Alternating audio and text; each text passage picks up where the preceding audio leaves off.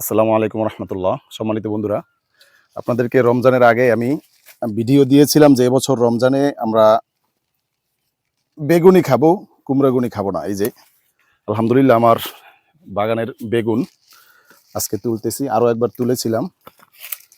এই যে যথেষ্ট পরিমাণে বেগুন হয়েছে। এটা ছেড়বো না, এইটা। এই যে আজকে শুধু বেগুনের সাথে আরও একটা জিনিস রাখছি, সেটা হচ্ছে বেগুনটা খাবো কি দিয়া। আজকে বেগুনি খাবো না, আমরা বেগুন দিয়ে তরকারি খাবো। তরকারি হচ্ছে এটার ভিতরে মাছ আছে, আদুলের মাছটা ডাল, এটার ভিতরে একটা শিং মাছ আছে ডাল। এরপরে হচ্ছে আপনারা টমেটো দেখছিলেন, এই যে টমেটো দিলে, এই যে টমেটো, বেগুন, মাছটা উড়া।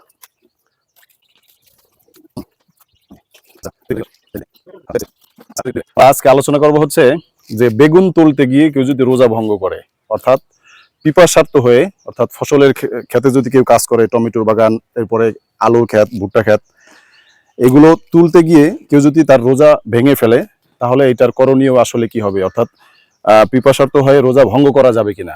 এটার মাসালা হচ্ছে, কোনো ব্যক্তি যদি এমন পরিমাণে পিপাসার্থ হয়, অর্থাৎ সে যদি ওই মুহূর্তে তার রোজাকে ভঙ্গ না করে, তাহলে সে পাগল হয়ে যাবে ক্ষুধায়, অর্থাৎ মস্তিষ্ক বিকল হয়ে যাবে।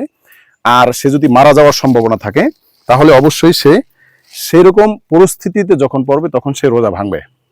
এটার জন্য রমজানের পরবর্তী সময় তাকে শুধুমাত্র রোজার কাজা করতে হবে, অর্থাৎ একটা রোজা রাখলেই তার এটা পরিপূর্ণ হয়ে যাবে।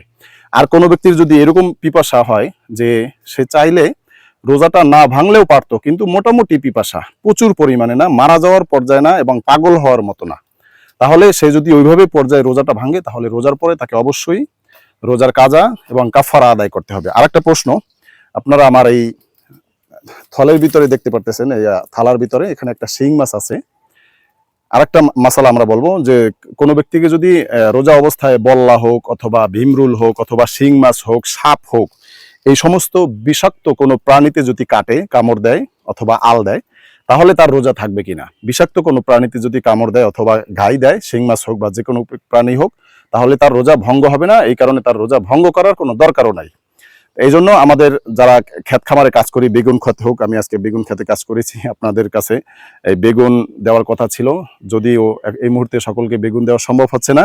তাই বেগুনটা আজকে আমরা রান্না করে ইনশাল্লাহ খেয়ে ফেলবো, বেগুন প্লাস গিয়া শিং মাছ।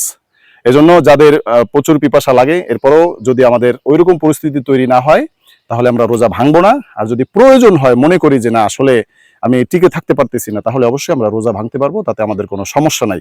আল্লাহ তাআলা আমাদের সকলকে সঠিকভাবে রোজাগুলো রাখার তৌফিক দান করুক, আমিন।